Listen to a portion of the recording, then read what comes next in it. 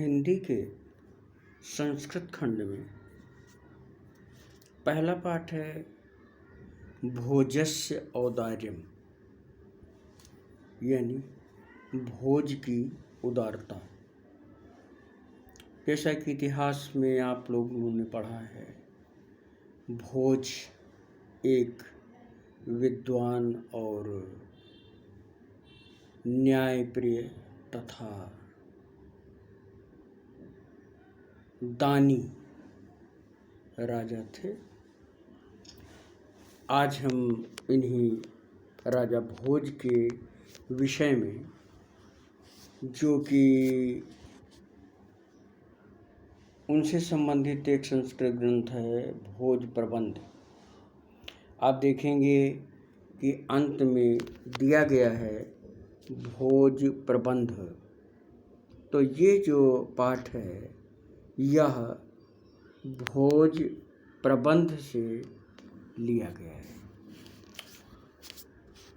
इस में जो कहानी है उसमें भोज से संबंधित उनकी दानशीलता के गुणों का वर्णन किया गया है। देखिए, ततः कदाचित् द्वारपाल आगत्य महाराज भोजं प्राह देव कौपीनावशेषो विद्वान् द्वारि वर्तते इति। राजा प्रवेशय इति प्राह। ततः प्रविष्टः सः कविः भोजम् आलोक्य अद्य मे दारिद्र्यनाशो भविष्यति इति मत्वा तुष्टो हास्र अश्रूणि मुमोच। राजा तम अवलोक्य प्राह कवे किं रोदिष इति। ततः प्राह राजन् आकर्ण्य मद गृहात् स्थितम्। ततः कदाचित, तब उसके बाद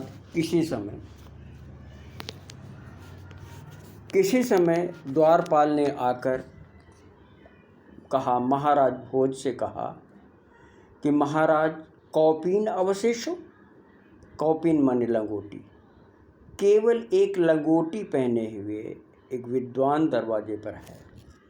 राजा ने कहा उसे प्रवेश कराओ। तब उसके बाद राजा के कथन के अनुसार उसे बुलाया गया। प्रवेश करके कवि ने राजा को देखकर आज मेरी दरिद्रता का नाश होगा ऐसा मानकर हर्ष से हर्ष के कारण आए हुए आंसुओं को पोंछने लगा। राजा ने उसको देखकर कहा कि कवि क्यों रोते हो? तब कवि ने कहा, राजन मेरे घर की स्थिति को सुनिए। आकरणे माने सुनिए। आये लाजान उच्चैः पथि वचनम आकर्ण्य गृहिणी शिशोः कर्णो यत्नात् सुपिहितवती दीनवदना मयि क्षीणोपाये यत्कृतं दृशा वस्त्रबहुले तद्यन्तः शल्य में त्वमसि पुनर्तुम उचितः। उस कवि ने कहा कि जोर से, अरे लाजान उच्चय, यानी लाजा माने लावा बेचने वाला जोर से जब आवाज़ लगाता है कि लाजा, तो उसकी इस बात को सुन करके जो कवि की पत्नी है, वचनम आकर्ण्य, बात को सुन करके गृहिणी कवि की पत्नी, शिशोह कर्णो यत्नात् सुपिहितवती दीनवदना, तब कवि की पत्नी अपने बच्चे के दोनों कानों को यत्नपूर्वक बंद करके अत्यंत निराश, अत्यंत दीन मुख वाली जब कवि की ओर देखती है, तो कवि कहता है कि ऐसी स्थिति में कुछ ना कर पा सकने की स्थिति के कारण मेरे हृदय में जो कंटक गड़ा है उसको आप ही उसको आप ही निकाल सकते हैं।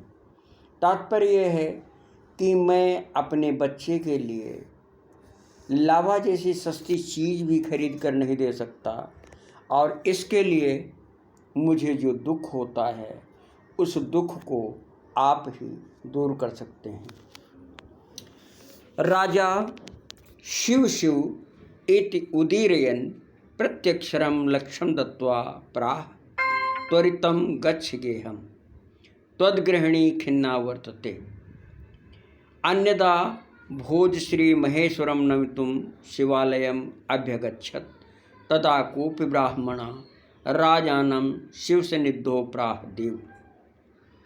राजा शिव शिव ऐसा कहते हुए श्लोक के प्रत्येक अक्षर के अनुसार 1-1 लाख दिए, अर्थात 1-1 लाख रुपए दिए, और कहा कि तुम शीघ्र ही घर जाओ, तुम्हारी पत्नी दुखी होगी। एक अन्य समय में राजा भोज जब शिव को प्रणाम करने के लिए शिवालय गए हुए थे, तब किसी ब्राह्मण ने राजा को शिव के पास देखकर कहा,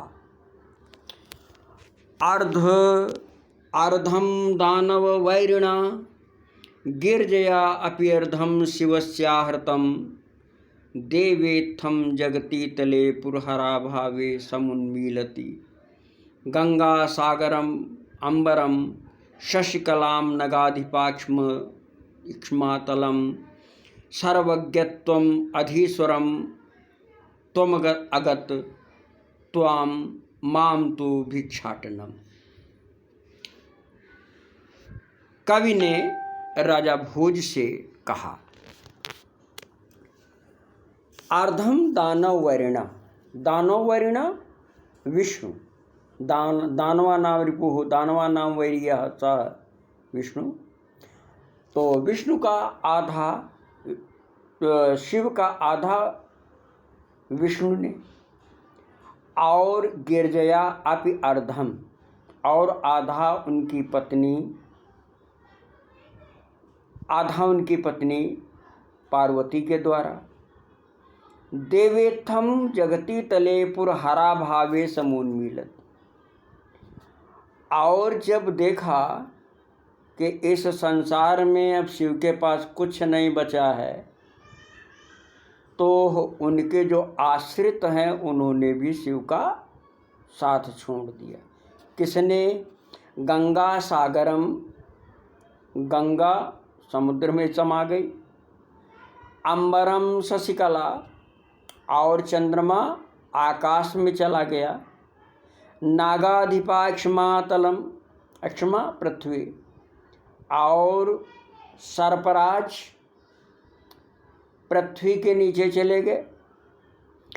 अब जो बचा उसमें एक तो सर्वज्ञता अधीश्वरता, यानी प्रभुत्व और सब कुछ जानने का गुण। तो कवि कहता है कि जो उनमें सब कुछ जानने का गुण है, सर्वज्ञता है, और जो प्रभुत्व है वह तो आपको मिल गया, और एक गुण जो शेष था भीख मांगना, भिक्षाटन करना, वह मुझे मिल गया। अभिप्राय यह है कि शिव जैसे महान व्यक्ति के पास भी जब उनका अपना कुछ नहीं बचा तो उनका साथ देने वाला कोई नहीं बचा, उनके साथ रहने वाले चले गए, और आपको वैभव प्राप्त हुआ, भाग्य की बात है, और मुझे दरिद्रता प्राप्त हुई है। यानी इस प्रकार कवि ये बताना चाहता है कि आप सभी प्रकार से सक्षम हैं और मैं निरीह हूँ। राजा तुष्टः तस्मै प्रत्यक्षरं लक्ष्यं ददौ, राजा ने संतुष्ट होकर उसे प्रत्यक्षर के अनुसार 1-1 लाख दिए। अन्यदा राजा संपुष्टो सीतां प्राह एक अन्य बार राजा ने उपस्थित हुई सीता से कहा, कोई स्त्री थी जिसका नाम सीता था, देवी प्रभातम वर्णय इति। सीता प्राह, राजा ने कहा देवी प्रभात का वर्णन करो। तब सीता ने कहा,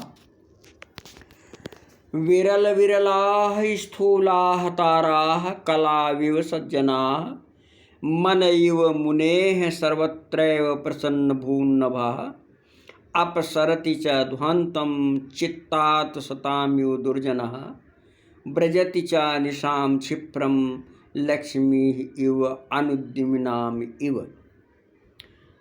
यानी सीता ने कहा, विरल विरलाः स्थूलाः तारा, स्थूला माने बड़े बड़े, यानी जो बड़े बड़े तारे हैं, जो ज़्यादा चमकदार तारे हैं, सवेरे के समय वही इधर उधर दूर दूर दिखते हैं।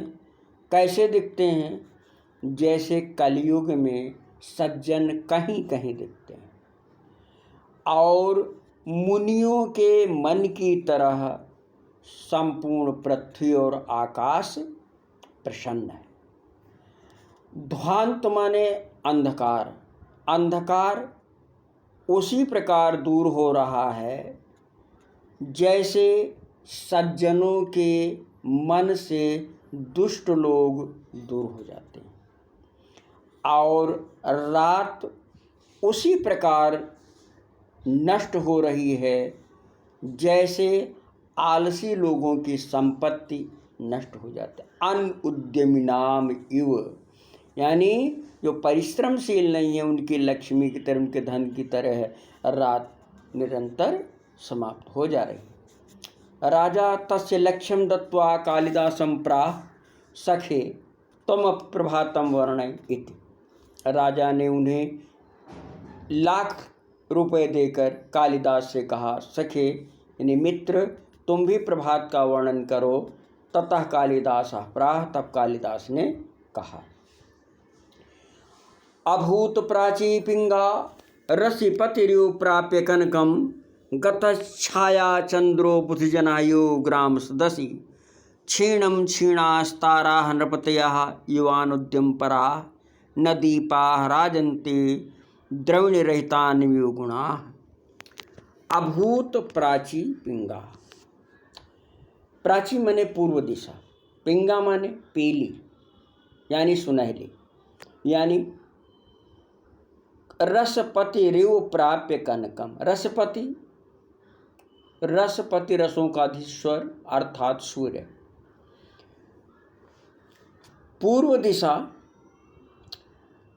सुनहली हो गई है जैसे उसने सूरज से सोना प्राप्त कर, कनक माने सोना, जैसे सूरज से सोना प्राप्त करके पूर्व दिशा सुनहली हो गई है।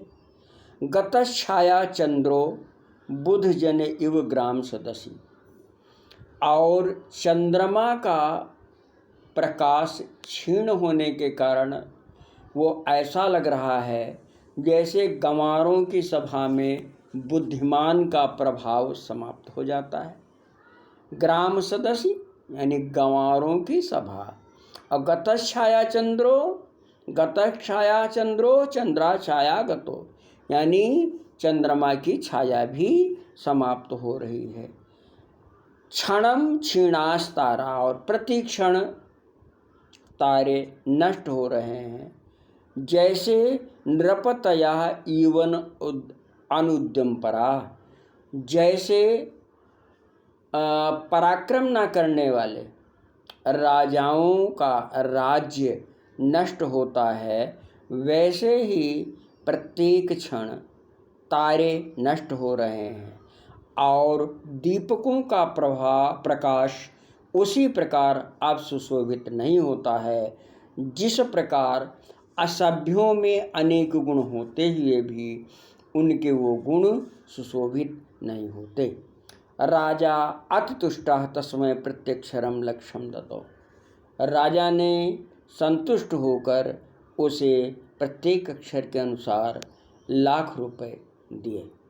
तो इस प्रकार भोजस्य औदार्यम, ये जो पाठ है, ये इससे श्लोक और अर्थ, जैसा कि आप जानते हैं कि संस्कृत खंड से आपसे एक तो श्लोक का अर्थ और गद्यांश का अर्थ संदर्भ से पूछा जाता है, और इसके अतिरिक्त व्याकरण में संधियाँ और शब्द रूप तथा धातु रूप पूछे जाते हैं।